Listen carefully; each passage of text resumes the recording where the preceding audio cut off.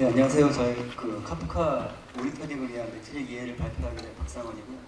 제가 하고 있는 일은 데이터 엔지니어인데 저희 계열사들이나 이제 고객사들이 이제 요청이 옵니다. 빅데이터 관련된 시스템을 설치하거나 또 기존 시스템을 빅데이터 기반으로 바꾸고 싶다라는 요청이 오면 제가 가서 설계를 하거나 이제 POC 같은 걸 하게 되는데요.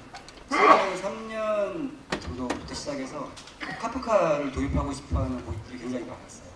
예를 들어서 메시지 교랭 쓰시던 분이라든지 또는 파일 시스템 기반으로 데이터를 처리하시던 그런 분들이 파일 시스템에 한계가 사실 있거든요. 네트워크의 문제라든지 그다음에 데이터가 재처리하는 게 힘들다든지 그런 것들을 이제 바꾸고 싶으신데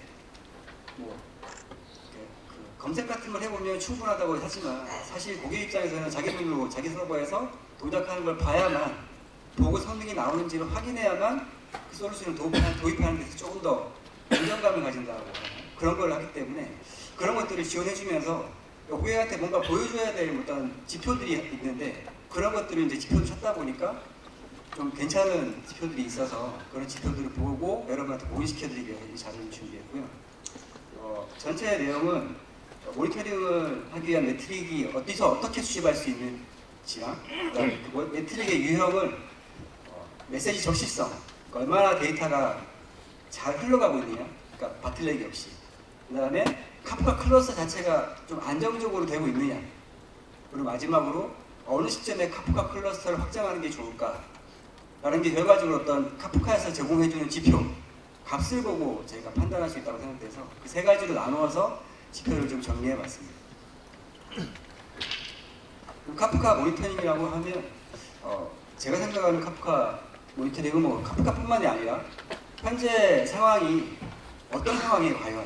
그러니까 여러분들이 아까 이제 많은 스피커분들이 발표하신 것처럼 이런 옵션 바꾸면 이렇다, 저런 옵션 바꾸면 이렇고, 뭘 이렇게 말씀을 하셨지만 실제 바꿨을 때 이 카프카가 어떻게 변하는지를 내 눈으로 봐야만 그거를 확인하고 다시 그 다음 조치를 할 수가 있게 되는데 그런 거를 이제 파악한 다음에 내가 원하는 상태를 감지해서 대응하는데 대응하는 활동이 보통은 이제 저 같은 경우는 어떤 그 성능에 대한 부분을 좀 많이 매트릭을 가지고 일을 했었고요. 실제 운영에 들어가시는 분들은 그 이상 상태를 감지하기 위해서 장애를 방지하기 위한 매트릭을 좀 많이 활용하시는 경우가 많을 겁니다. 그러면 이 상황을 현재 카프카에서 무슨 일이 생기는지 어떻게 파악할 수 있을까라고 생각해 보면 처음에 저는 이제 이런 툴들을 좀 많이 이용했습니다. 카프카 매니저가 대표적인 거고요. 돈 내는 건 안 썼고요. 돈 안 내는 거를 쓰는데 데이터 도구는 일주일만 썼어요. 프리 라이센스가 일주일이라서 그래서 다 쓰다 보니까 처음에는 굉장히 괜찮았어요. 고객한테 보여주기도 편했고 내가 원하는 것을 이쪽에서 충분히 다 특히 데이터 도구는 내가 원하지 않았던 매트릭들 내가 생각하지 못했던 것까지 모아서 이렇게 제공해 주시니까 굉장히 좋았는데 저희가 이제 고객사들이 데이터 도구 같은 경우는 이제 온라인 망으로 연결이 돼야만 모니터링이 가능한 시스템이거든요. 근데 고객사들이 폐쇄망인 경우가 굉장히 많잖아요. 그런 경우에는 쓸 수가 없게 되고 카프카 매니저도 굉장히 좋게 잘 쓰고 있다가 사실은 고객이 원하는 건 카프카 매니저 이상의 어떤 리포팅을 원하시거든요. 예를 들어서 네트워크가 굉장히 높게 쓰지 않고 있는데 데이터 양이 줄어든다든가 컨슈머가 데이터를 많이 가져가고 있지 않은데 프로듀서는 그거보다 훨씬 더 많이 갖고 있다든지 그걸 연계된 지표들을 이용해서 새로운 인사이트를 찾아내거나 내가 알지 못했던 어떤 그 지표들을 가지고 싶어 하는데 기존에 제공해주는 제품만으로는 그걸 커버하기가 굉장히 어려웠습니다. 그래서 내가 카프카에서 만들어낸 지표들을 가지고 조금 더 고객한테 맞는 뭔가 어떤 레포트라고 해야 되죠. 좀 더 깊게 내 현상을 파악해서 고객한테 제시할 수 있는 게 없을까라고 고민하다가 JMX라고 하는 것들은 JPM 기반으로 모니터링 하신 분들은 굉장히 유명하게 알고 계시는 것들인데 이 JMX라는 거를 좀 사용하자라고 결단을 내리게 됐습니다. 그래서 JMX를 찾아보고 이 JMX에서 제공하는 매트릭 보시면 이런 것들이 있는데 보시면 이제 이 카프카라고 되어 있는 밑에 있는 것들이 전부 다 JMX에서 제공하는 매트릭들입니다. 이것들이 카프카가 버전이 업데이트되면서 조금씩 더 좋은 매트릭 정보들이 나오기도 하고요. 저 같은 경우는 처리량에 관심이 많았기 때문에 카프카 서버에서 브로커별로 어느 정도의 데이터를 지금 받아들이고 있느냐. 그러니까 카프카가 데이터를 많이 받아들이면 들이댈수록 저희는 적은 서버로 더 많은 데이터를 처리할 수 있는 거잖아요. 그래서 이런 것들을 고민하게 됐고 그래서 제가 이제 이 중에서 어떤 매트릭을 쓸 것인지를 저렇게 저 같은 경우는 로그스태시를 기반으로 해서 JMax를 수집하는 매트릭스를 사용하게 됐거든요. 그래서 어떤 이 타입을 가지고 어떤 매트릭을 쓸 거고 이걸 어떤 이름으로 저장해서 내가 시각화시킬 것인지에 대한 부분을 정의를 하게 됐습니다. 물론 지금 같은 경우는 카프카 브로커에 대한 매트릭만 보여드리고 있는 거고요. 카프카 컨슈머가 만들어내는 매트릭도 따로 있습니다. 그리고 카프카 프로듀서가 만들어내는 매트릭도 따로 있고요. 각각별로 이제 저희가 매트릭을 선택하게 됐고, 초기에 제가 만들었던 그 차트는 각 브로커별로 어느 정도의 메시지를 지금 처리하고 있는지에 대한 부분을 먼저 표시를 했었고, 그 다음에 이렇게 처리할 때 CPU랑 메모리에 어떤 장애가 없는지, 문제가 없는지 이런 것들을 좀 파악하기 위해서 이런 차트를 그랬었고요. 근데 실제적으로 모든 게 다 내가 여러분들이 다 업무가 다르고 목적이 다르다시피 어떤 정보를 모니터링 할지는 내가 무엇을 해결하고 싶은지에 따라서 굉장히 달라질 수밖에 없습니다. 그래서 저 같은 경우는 아까 말한 것처럼 메시지 적시성, 데이터가 막힘없이 얼마나 빨리 가고 있느냐 그거에 대해서 포커싱을 뒀다면 나머지 뭐 클러스터 안정성이라든지 확장성이라든지 이런 부분은 또 다른 운영적인 측면에서 굉장히 중요할 거라고 생각이 듭니다. 그래서 이 부분을 세 가지로 나눠서 제가 지표를 조금 정리를 해봤습니다. 적칙성이라고 하면 데이터를 생산하는 쪽에서부터 데이터를 소비하는 마지막 단계까지 어느 단계에서 데이터의 어떤 딜레이 또는 부하, 문제가 발생하는지를 각 구간별로 끊어보지 말고 하나의 라인으로 보자는 거죠. 프로듀서가 1000건을 넣었으면 컨슈머도 1000건을 동시에 쓸 수 있어야만 가장 레이턴시가 적은 안정적인 시스템이 되기 때문에 그 구간별로 다 중요한 매트릭을 살펴보자는 게 제 거였습니다. 그래서 여기 보시면 프로듀서 입장에서는 얼마나 많이 보내고 있느냐, 보낼 때 한 번에 얼마큼 보내고 있느냐, 뭐 그런 것부터 시작하고, 또 브로커는 내부적으로 복제도 해야 되고 처리하는 시간이 있기 때문에 얼마나 많이 받으면서 동시에 얼마나 많이 보낼 수 있느냐 이런 부분을 봐야 되고요. 컨슈머는 또 내가 얼마나 빨리 가져오고 있느냐 이 세 가지를 이제 각각의 측면에서 봐야 됩니다. 그래서 프로듀서가 만들어내는 매트릭을 보시면 똑같습니다. 일단 얼마나 자주 보내는 요청을 보내는지와 한 번 보낼 때 몇 건을 보내는지와 또 초당 몇 건을 보내고 있는지, 그리고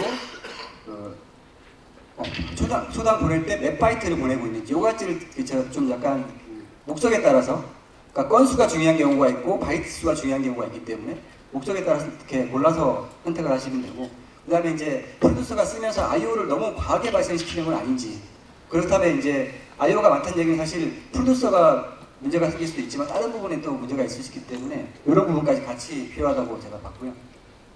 컨슈머 입장에서는 프로듀서가 만들어 놓은 데이터를 얼마나 자주 가져가는지, 그리고 한 번 가져갈 때 얼마큼 가져가는지, 그리고 이 커밋을 시켜야 되잖아요. 읽어온 다음에 내가 커밋 시켜야 되는데 이 커밋 시키는 주기도 너무 자주 하면 사실 성능에 영향을 미칠 수 있기 때문에 요거를 내가 좀 조정하면서 성능에 영향을 안 주는 수준으로 맞출 필요가 있습니다.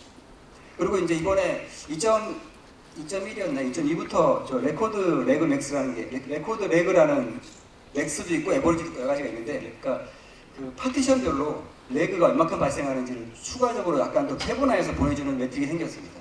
그래서 이걸 보게 되면 기존의 토픽별 그 레그가 아니라 토픽 안에 있는 파티션별로 레그를 또 깊게 보실 수가 있어요. 그러면 이제 어떤 브로커에서 레그가 많이 발생하는지를 조금 더 이제 깊게 이해하실 수가 있겠죠. 그리고 브로커 관점에서는 일단 들어오는 거는 저렇게 메시지스인 퍼섹이라는 게 명확하게 있는데 나가는 거에 대해서는 이렇게 명확하게 있지는 않더라고요. 그래서 나가는 거는 바이트 인과 바이트 아웃을 쓰거나 컨슈머 관점에서 쓰거나 이렇게 조금 보셔야 될 것 같고요. 그 다음에 이 토탈 타임 밀리세컨드라는 게 있습니다. 이게 이제 어떤 거냐면 카프카가 어쨌든 데이터가 읽어오면 그거를 내부적으로 저장을 시키고 복제를 시킨 다음에 그 다음에 응답을 보내줘야 되는데 이 시간이 하나의 시간으로 여기서 표시가 되거든요. 근데 이 토탈 타임 밀리세컨드도 프로듀서가 요청했을 때 처리하는 시간과 또 데이터가 복제되는 시간과 또 컨슈머가 요청했을 때 그 처리되는 시간, 이게 다 나눠서 세 가지로 나눠서 처리가 됩니다. 그래서 이 부분을 조금 더 세부적으로 보시면 이 토탈 타임 밀리세컨드라고 하는 거는 하나의 요청을 보냈을 때 응답까지 걸리는 시간이라고 보시면 되고요. 그래서 요청을 보내면 일단 기본적으로 큐에 들어가게 되는데 만약에 아무것도 데이터가 처리되는 게 없다면 바로 로컬 타임으로 넘어가겠죠. 근데 이제 Q에 많이 쌓인다는 얘기는 로컬 타임이 오래 걸려서 데이터가 정상적으로 처리되지 못하고 있다는 얘기가 되거든요. 그때는 이제 CPU가 부족한지, IO가 과하지 않은지 이런 것들을 이제 확인해야 되는 거죠. 그리고 리모트 타임이라는 건 뭐냐면 이거는 프로듀서에서만 발생하는 건데 데이터가 원본만 저장돼서 응답하는 경우, 그러니까 프로듀서에서 리퀘스트 할 때 타입을 보내잖아요. 그래서 1일 때는 원본만 저장하고 나가기 때문에 사실 저 리모트 타임이 필요가 없어요. 근데 이제 얼로 하거나 마이너스 1로 했을 때 복제본까지 다 복제가 된 이후에 응답을 보내야 되잖아요. 그때는 이 리모트 타임이 전체 응답 시간에 영향을 미치게 됩니다. 그래서 이 리모트 타임이 얼마나 걸리는지 확인을 해봐야 되고요. 이게 만약 오래 걸린다면 네트워크 문제이거나 그 다른 브로커의 어떤 CPU나 IO가 부족할 경우가 많겠죠. 그렇게 해서 이제 리스판스를 보낼 때 얘가 이제 프로듀서로 이 리스판스를 보내는데 그게 만약 네트워크 뭐 문제가 있거나 그러면 그때는 좀 느려질 수 있겠죠. 이제 사실 제일 중요한 건 로컬 타임과 리모트 타임. 그 중에 핵심은 로컬 타임이 되겠죠. 이 시간이 이걸 나눠서 이제 봤을 때 과연 어느 구간에서 이 토탈 타임 중에서 어느 구간에서 문제가 생기는지를 알면 조금 더 조치할 수 있는 방법이나 대안이 많이 나올 수 있을 것 같습니다. 그리고 팔로워는 결국 리모트 그러니까 레플리카를 복제하는 데 걸리는 시간이라고 보시면 돼요. 그리고 컨슈머는 저런 리모트 타임이 없이 데이터를 가져가겠다고 요청을 하고 데이터를 실제 가져오는 그 시간이기 때문에 이 로컬 타임에 굉장히 영향이 많이 미칩니다. 그래서 요거 나중에 그 발표가 끝나고 참고하시라고 제가 조금 더 세부적인 내용을 써놨고요. 그래서 리퀘스트가 들어오면 큐에 쌓이고 로컬에서 처리가 된 다음에 복제가 끝나고 리스판스 큐에 다시 넣고 실제 리스판스가 될 시간까지 다 합쳐야만 하나의 토탈 타임이 나오고 그걸 가지고 이해할 수 있다. 그러니까 일반적으로 그냥 토탈 타임만 보시다가 토탈 타임이 과하게 이제 증가를 하거나 문제가 있다고 생각되면 그때 이제 이걸 보시는 식으로 이렇게 하십니다. 조금 더 효율적이겠죠. 그리고 이제 안정성 측면에서는 과연 이 브로커가 데이터를 정말 잘 처리하고 있는 것 같은데 내부적으로 무슨 문제가 일으킬 듯 하면서 이렇게 아슬아슬하게 하고 있는 건지 서버의 자원이나 이런 것들을 진짜 정상적으로 잘 쓰면서 하고 있는 건지를 봐야 되는 그런 문제거든요. 근데 보통은 제가 했을 때는 CPU나 메모리 이런 것만 판단을 했었는데 사실 그걸로 판단하기는 굉장히 어렵습니다. 그래서 이 카프카에서 제공해주는 매트릭을 가지고 좀 더 판단할 수 있는 방법을 제가 봤고요. 그래서 이 카프카에서 제일 중요한 건 파티션이잖아요. 이 파티션이 과연 얼마나 정상적으로 잘 운영되는지에 대한 부분인데 그 부분을 맡고 있는 게 그 브로커 중에서 액티브 컨트롤러라는 역할을 맡고 있는 애가 있습니다. 그래서 걔는 파티션이 어디서 뭐가 움직이고 있고 어떤 게 지금 정상적으로 동작하고 있고 어떤 게 비정상인지를 다 체크를 해요. 그래서 그런 거에 대해서 장애를 체크하고 하는 그런 것들을 보게 되고 그리고 이제 그 불필요한 디스크와 IO가 생기는 건 사실 카프카 매트릭이랑은 상관없지만 굉장히 중요해서 제가 따로 한번 설명을 드릴 겁니다. 그래서 일단 서버 관점에서는 메모리에서 처리돼야 할 일들을 디스크로 보내지 않도록 수압을 최소화하는 게 가장 중요하다는 건 뭐 누구나 다 아시는 거기 때문에 그냥 간단하게 설명만 드릴 거고요. 그 다음에 두 번째로 중요한 게 이 파티션에 대해서 관리를 잘해야 되는데 이 파티션이 과연 어떤 상태일 때 우리가 모니터링을 해야 될지를 알아야 되기 때문에 파티션 상태에 대한 변화를 제가 좀 정리를 했는데요. 그러니까 그 카프카 액티브 컨트롤러를 보시면 걔는 처음에 카프카를 저희가 그 토픽을 저희가 만들잖아요. 크리에이트 토픽으로 만들면 걔가 처음에 만들어질 때 그 리더 카프카 파티션이 이제 여러 개의 파티션으로 만들어지겠죠. 그러면 그 중에서 하나의 파티션이 레플리카가 생길 거고 어느 한 개가 리더로 선출되는 그 순간 그때 온라인 파티션이라고 해서 그때부터 쓰기가 가능한 상태로 변하게 됩니다. 그런데 만약에 브로커가 장애가 발생해서 이 리더에서 이제 떨어지게 되고 오프라인 파티션이라고 이렇게 마크가 되게 되면 더 이상 리드 작업을 할 수가 없게 돼요. 그러고 나서 새로운 그 레플리카 중에서 하나가 리더로 선출되고 다시 이게 온라인으로 가게 되는데 결국은 이렇게 온라인의 개수가 줄어들거나 또는 오프라인 파티션의 개수가 많아진다는 얘기는 시스템적으로 뭔가 굉장히 불안정성을 일으키고 있다는 얘기이기 때문에 이런 부분을 조금 확인해야 되는 필요가 있습니다. 그래서 이런 부분을 체크하는 것들을 브로커 관점에서 보게 되면 가장 중요한 건 아까 액티브 컨트롤러가 파티션을 관리하고 있기 때문에 이 액티브 컨트롤러가 죽으면 모든 게 끝장이겠죠. 그래서 얘는 항상 일이 유지되고 있는지를 반드시 봐야 되고 있어야 되고 그 다음에 그 파티션 중에 그러니까 원본 그 리더라고 하는 파티션과 그 리더를 복제하는 복제본 파티션 이 세 개가 항상 동일한 데이터 값을 유지해야 되는데 그 데이터 값을 유지하지 못하는 경우 그런 것들이 있을 때 얼마만큼의 그런 비율이 생기는지를 이제 이 ISR 슈링크랑 ISR 익스펜드 이 비율을 보면서 과연 이게 뭔가 파티션들이 조금 장애가 일으키게 있는지 없는지 이런 비율들을 체크하는 이런 옵션이 있고요. 그리고 아까 보여드린 것처럼 오프라인 파티션 카운트라고 해서 쓰기 불가능한 리더가 자주 발생한다는 얘기는 브로커의 문제일 수도 있고 또 내부 시스템의 문제일 수도 있기 때문에 이런 것들을 다시 좀 봐야 될 필요가 있습니다. 그리고 마지막으로 이제 언클린 리더 일렉션 퍼 세컨드는 가용성 관점에서 그러니까 데이터 복제가 제대로 안 된 파티션을 서비스로 쓸 거냐 말 것인지에 대한 설정을 여러분들이 하실 수가 있어요. 가용성을 높이기 위해서. 그런데 그렇게 설정했다 하더라도 그런 게 자주 발생하게 되면 데이터의 어떤 그 무결성이 굉장히 떨어지게 되잖아요. 서비스에서. 그래서 자주 발생하는지 안 하는지 이런 걸 체크하는 메트릭이 있습니다. 그래서 이걸 조금 더 보시면 언클린 리더 일렉션 이네이블은 서버에서 설정할 수가 있게 되고요. 그러니까 만약 이거를 yes로 true로 하게 되면 예를 들어서 이게 이제 1번에서 클린 상태예요. 둘 다 똑같은 데이터를 갖고 있기 때문에 둘 다 ISR이에요. 그러니까 인싱크 상태인 거죠. 그런데 두 번째 가다가 B2라는 브로커가 죽어버렸어요. 그러면 쟤는 이제 싱크 상태가 아니기 때문에 얘는 더 이상 유효한 서버가 아닌데 이러다가 갑자기 3번까지 죽어버리게 됐어요. 이 상태에서 B2가 뜨게 되면 얘는 여기 두 번째에 들어간 101이라는 값을 유실된 데이터 브로커가 떠버리게 되는 거잖아요. 이때 그 서버 브로커가 정상적으로 동작을 한다. 그러니까 언클린 리더 일렉션을 이네이블을 true로 해서 동작을 하게 되면 이게 한 번에 카운트가 발생을 하게 돼요. 그러니까 데이터 유실이 된 서버가 그러니까 데이터 유실이 발생한 서비스가 이제 나오게 되는 거죠. 이런 카운트를 조금 체크하는 게 그런 옵션이 되고요. 그 외에도 퍼저리 사이즈라고 해서 퍼저러토리 사이즈라고 해서 카프카에서는 요청을 들어온다고 해서 무조건 다 즉각 처리하는 게 아니라 약간 어떤 그 정해진 규칙에 따라서 어떤 일정 기간 동안 그 요청을 보류하고 있을 수가 있어요. 어떨 때 그렇게 하냐면 데이터를 밀어넣는 프로듀서 관점에서는 다른 게 이제 리퀘스트를 마이너스 1로 했을 때 다른 복제가 다 끝날 때까지 이 요청을 보류시켜놔요. 그리고 그 다른 복제가 다 끝나면 그때서야 이거를 처리하게 만들어주고요. 그 다음에 컨슈머 관점에서는 컨슈머가 데이터를 가져오는 시간과 바이트 양을 아까 보면 컨슈머에서 정할 수가 있거든요.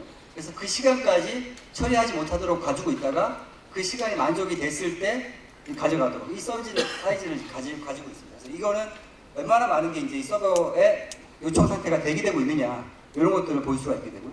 그 다음에 그 네트워크의 그 이유 상태가 굉장히 많이 쓰고 있는지 아닌지 이런 것들을 확인하면서 처리량들을 조금 볼 수 있는 옵션들이 있고요.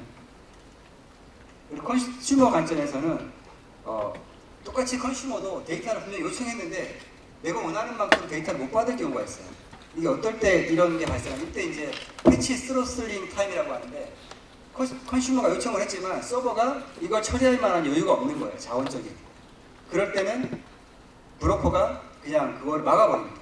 스로슬링 해가지고 약간 더 이상 처리하지 못하도록 일정 기간 동안 막아버려요. 그래서 근데 이제 이게 많이 발생한다는 얘기는 그만큼 브로커의 자원이 부족하거나 너무 과한 부하가 있다는 얘기가 되잖아요. 그런 것들을 판단할 수 있는 시간 메트릭이 되겠고요. 그리고 조인 레이트는 어떤 거냐면 컨슈머가 이제 아까 말한 것처럼 장애가 발생했을 때 그 컨슈머가 원래 컨슈머 그룹에 컨슈머가 3개가 떠 있는데 요건 그 다음 페이지에 제가 설명해요. 이 컨슈머가 3개가 떠 있는데 각각 데이터를 가지고 오고 있었어요.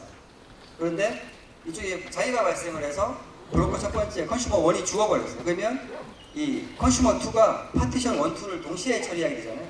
이때 이제 아까 위에서 보여드렸던 조인 레이트라는 게 발생하게 되거든요. 그러니까 그 얘기는 컨슈머가 자주 죽거나 뭔가 불안정하게 컨슈머가 처리를 하게 된다. 그 얘기는 이게 올라가기 때문에 브로커의 문제라기보다는 컨슈머에 어떤 문제가 있는 게 아닌지, 특히 이제 여러분들이 만약에 AWS에 오토스케일링을 쓰시거나 마이크로 서비스를 써서 자동으로 이렇게 뭔가 하는 걸 관리하신다고 하면 이런 문제가 자기도 모르게 발생할 가능성이 굉장히 높겠죠. 이런 부분도 좀 체크해 놓으시면 내가 만든 컨슈머에 문제가 없는지를 조금 더 빠르게 체크하실 수 있을 것 같고요. 그리고 언제 이거는 제가 약간 모든 메트릭을 제가 일단 기본적으로 컨플런스에서 제공하는 블로그를 보고 정리한 것도 있지만 제가 주관적으로 조금 선정한 것들이 있습니다. 그래서 이거 같은 경우는 결국은 하나의 서버가 처리할 수 있는 양을 넘어설 가능성이 높을 때 확장을 해야 되잖아요. 그 구간이 네트워크에 어떤 문제가 있거나 또는 처리 시간, 브로커 자체가 어떤 처리할 수 있는 범위를 넘어서거나 계속 또는 컨슈머가 처리하고 싶은데 브로커가 처리를 안 해줘가지고 계속 기다리게 된다거나 그런 어떤 지표들을 보면서 아 이때는 브로커가 조금 더 확장될 필요가 있다라고 판단할 수 있을 것 같고요. 그래서 첫 번째가 얼마나 많이 들어오고 있느냐.